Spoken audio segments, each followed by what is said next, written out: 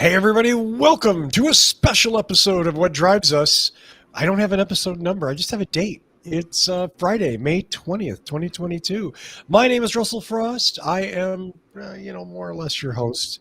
With me is my friend, writer, director, actor, activist, Georgia McKenzie. I'm the co-host. You are basically the host and Lord and Master of the reins of this show. Lord and Master. No one has ever seriously said those words in conjunction with my name. And I know you haven't just now. So Oh, um, my chopped I liver guess here. you know what, I kind of have to do a mea culpa to start the show, and I hate to make it boring, but Mhm. Georgia, as anyone who watches the show, is a regular panelist, and in some senses, my right hand on the show, a absolutely vital part of it. And we had a show this Wednesday, and I didn't realize that. Well, I did, but I didn't think about it. Melon, the app that we use to record, only allows 6 people at a time.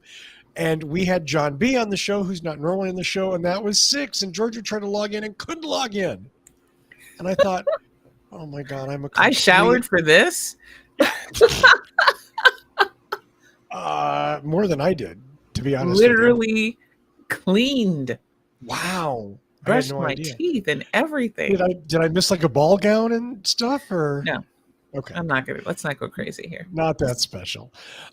So anyway, this is something that I've wanted to do for a while anyway. So this was a great excuse, number one, to make it up to Georgia a little bit, and also I want to just kind of play around with the format. So Georgia's got a couple of stories we're going to do. We're going to talk about them, and that's it. This isn't going to be an hour-long show. There are going to be lots of detailed and discussions with lots of people. We're just going to have fun with this and go from there. So I hope all of you enjoy it because, yeah, there you go. Georgia, let's see your first story. Let me do a legitimate introduction here. Electric mass transit. Is there 3 words that I like better than electric mass transit? Maybe a Free few pot phrases. and money. There's probably a whole list of phrases that I like, but electric mass transit is way up on my list. Let's just put it that way. So, Georgia, what's going on in electric mass transit? Well, hey, guess what, Maine? What's good for you? You got 4 electric buses. That's right, 4 electric buses have been acquired for Southern Maine. The so you there in Portland, keep an eye out for them. This is new public transit.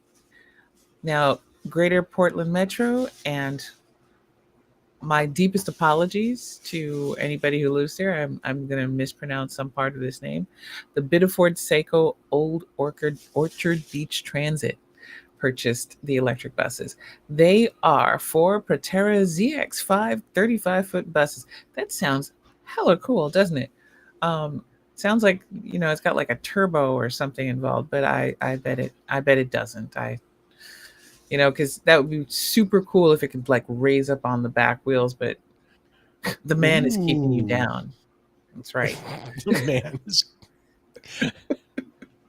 It's a regular full-size bus. This isn't some weird little thing. This is a regular bus. Like, no cat whiskers.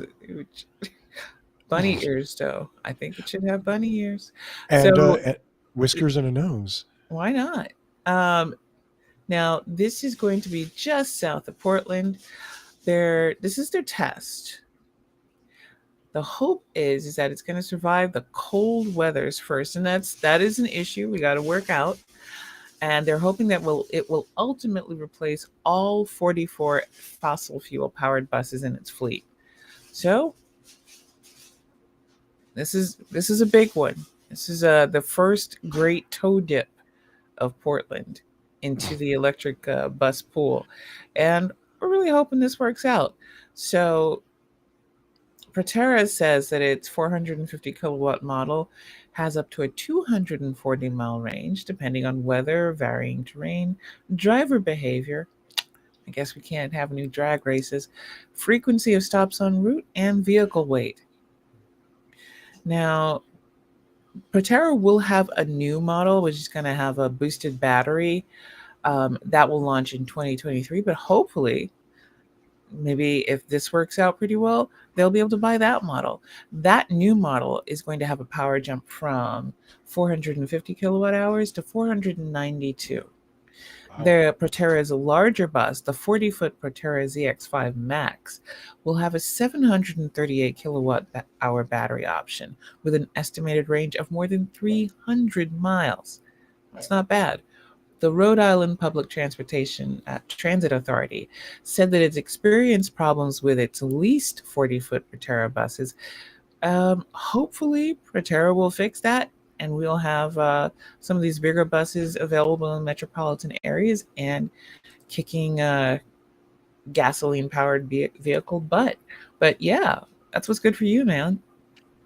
Did it say what the problems that was having?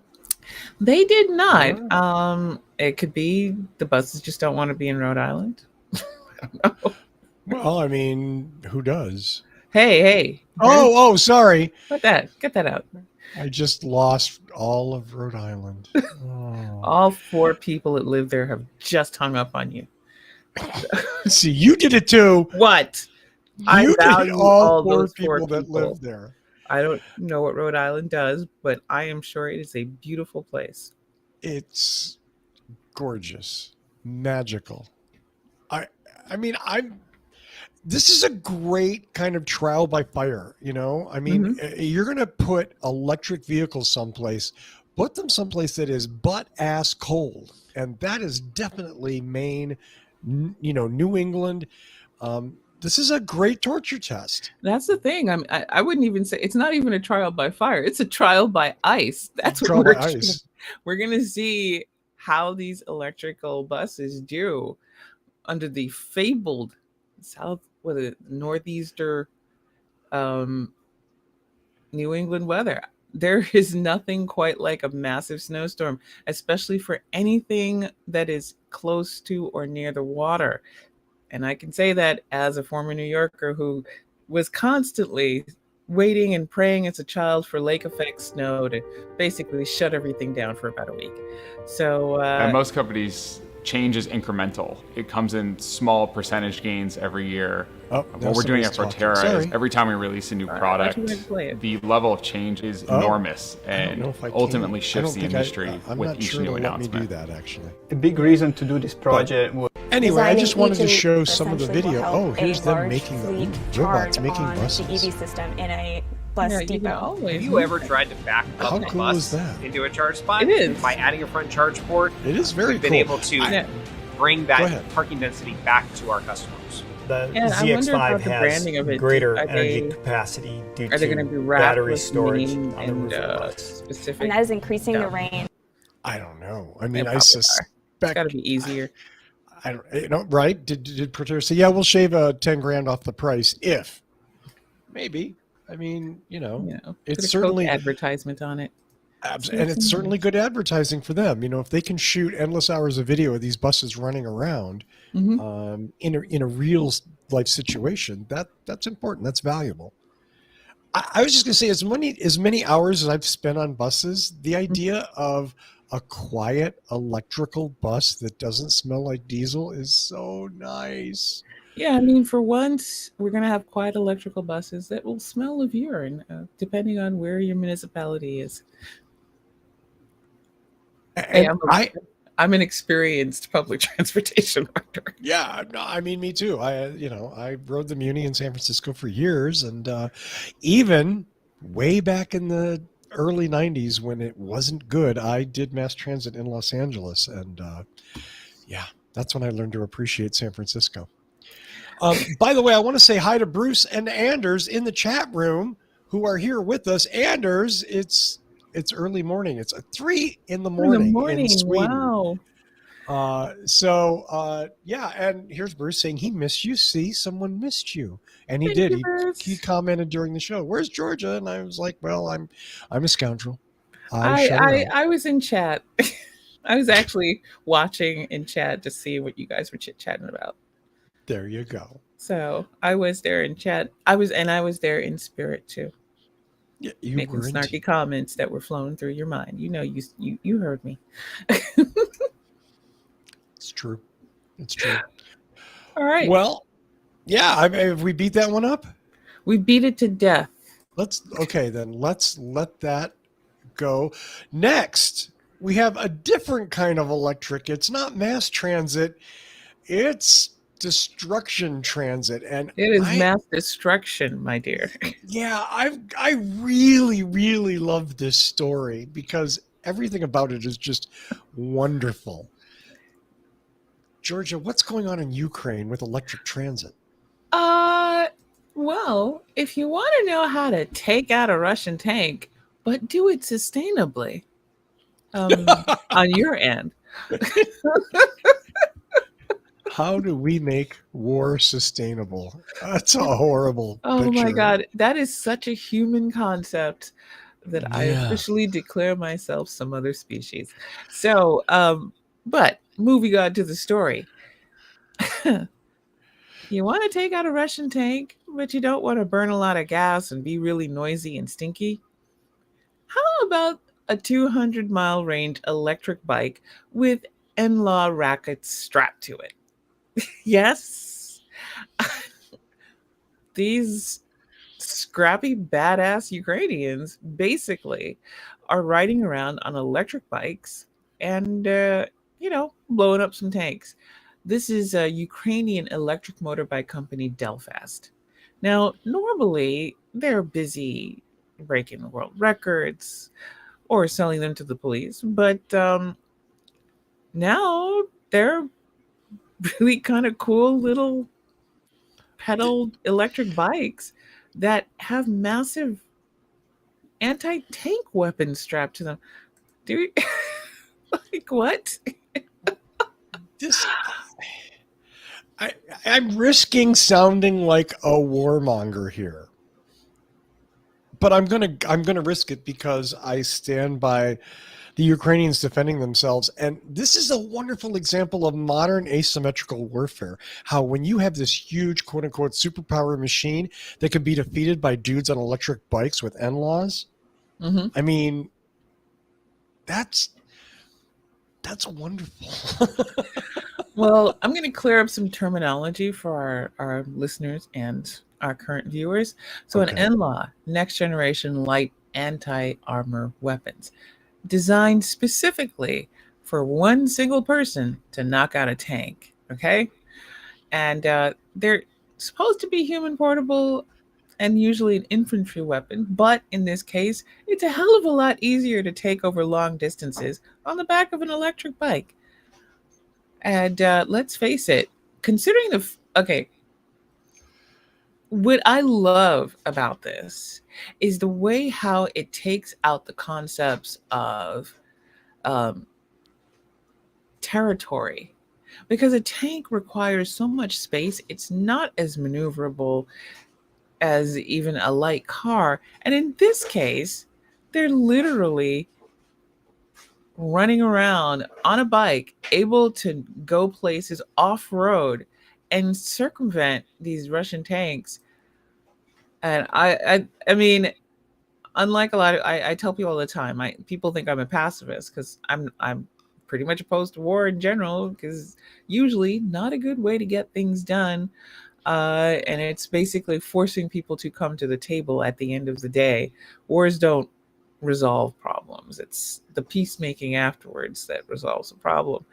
But I am not exactly a pacifist. I am just peaceful.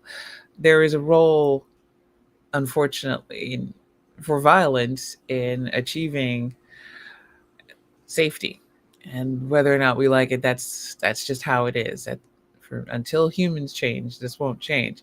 So, but being able to do this, it's incredible to the conversion of electric vehicles for this use, to be able to make full use of the less troops, to send them into areas that, a big tank is going to be able to roll through, but they can't really patrol and keep track of what's happening on the sides of the roads.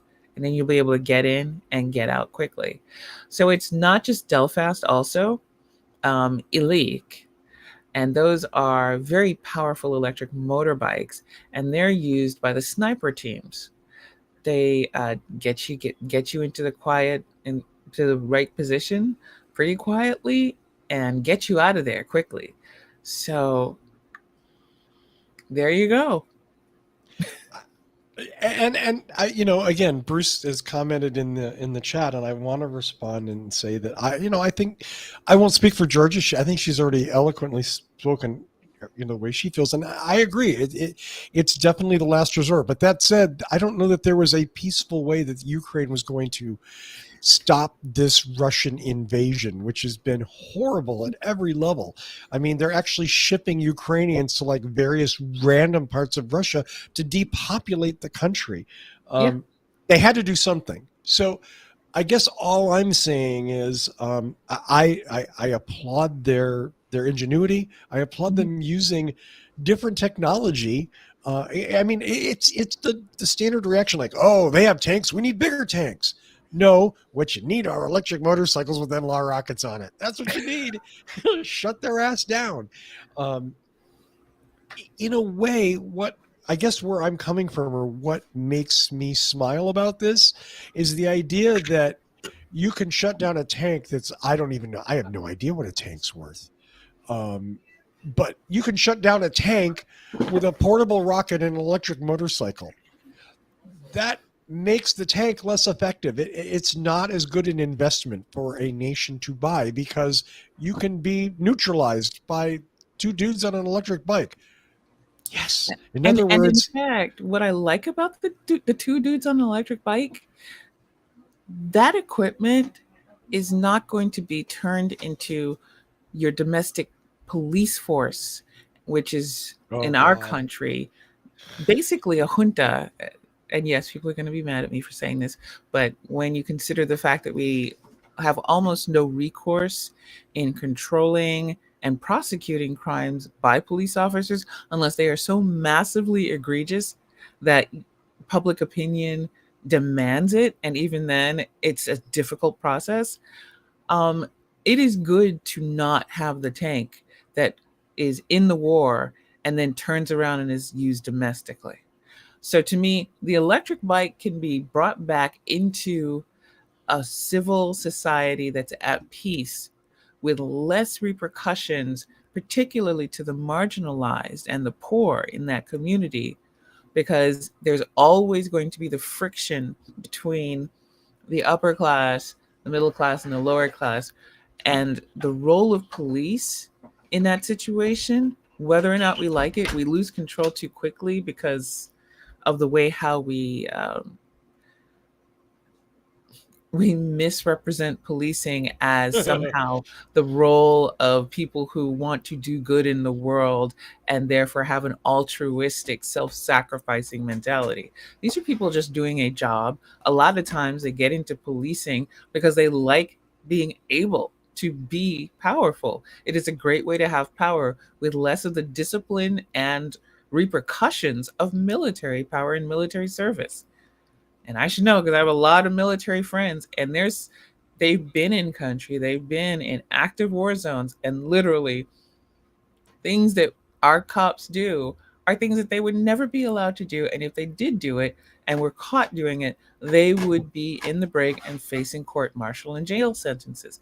It's that simple, but we don't have that kind of domestic control here. So I love the fact that you can make as many of these and you can have these small strike teams. And when the war is over and finished, those same bikes no longer get to be a threat to the domestic population. They get to be integrated back into the population. And I mean, I don't like the concept sustainable war because I want to have the no need for war. Even as you heard me say, I accept that in humanity, humanity has a lot of great things about it, but there is a part of our core as a species that will gravitate towards war. And I love the fact that they can do this, because imagine that all your costs If your military requires a few $100 bikes instead of a few $1 million tanks, guess where your resources can go in your society? This is you again, hun. Yes, well said, Georgia. Really well said. Anything I'd say would wreck an otherwise well-made point. I think that's it. That's all we got. So, any shout-outs to do, Georgia? Shout out to Russell for doing this little special program. Thank you so much, Russell. Shout out to everybody who went out and voted. There was a primary last week. Yeah. And for those of you who have not, and maybe you're going, there's a primary? What? I do encourage you to head on over to Ballotopedia, take a look and see what's happening in your area. For those of you who are very much well aware, mobilize.us is one of my favorite places to figure out where I'm text banking this weekend on the 22nd on Sunday. I'm also going to shout out to those who came out in Buffalo this week and stood with the community, who right now, having lost their only supermarket, are in the middle of a food desert. God. Shout out to World Kitchen and volunteers within the community. So if you ever wonder why I'm so political, why I'm so vocal about this, and I keep urging you to understand that everything you love about sustainability, everything you love about having access to your cars, the right to repair, requires you to be engaged and aware as voters, it is because, especially within minority communities, access to just basic living area, things that you would never consider. I live in a place where I am within walking distance to 2 supermarkets, and if I really huff it, 3, 4, in fact. And I've written on food deserts and how it impacts poor areas. That is a political issue, not just one of zoning. And the ability of one man to come in with a rifle and kill people because of his woeful inadequacies that he has hidden in his hatred and bigotry that was fed by online groups and media. Fox News. Fox News. That is a political issue too. That's all politics are local, national, and international. And if you don't care about it, you don't like it, you think it's too much. The problem is that politics will still affect you. It does not give a damn, just like science. It doesn't give a damn whether you don't like it, don't care, don't think it's too hard. It still will affect you. But let me not drag y'all down. Thank you guys for showing up. It's amazing to talk stuff with you. And I'm so glad I could give you at least some good news with the new electric buses. Yay! And I'd like one of those Ukrainian electric motorcycles when they're done with them, please. I cannot wait for Ukraine to be at peace. Yeah. And go visit and see what there is to see, because it's a beautiful country. Yeah. And they're obviously an amazing people. Oh, there's Anders basically showing out with Sweden's electrification target. They're at least 1,000 electric. Fine, Anders. Fine. You get all that stuff. We'll catch up someday. That's right. Watch Anders strut. So Thank you for joining us tonight. Thank you. I want to thank Georgia for coming in on her day off. Wednesday's the work day for what drives us. So I appreciate her taking the time after I basically stood her up on the show. Said, yeah, come on the show. And then wouldn't let her in because I didn't realize she was blocked out. And I want to thank all of you for watching. I want to thank Anders and Bruce so much for coming into the chat. That's brilliant. We had no idea that somebody would be there, but I guess you got the notification. Bless you for showing up. Tune in next week and find out what drives us. Yeah. We'll see you soon. Bye, guys.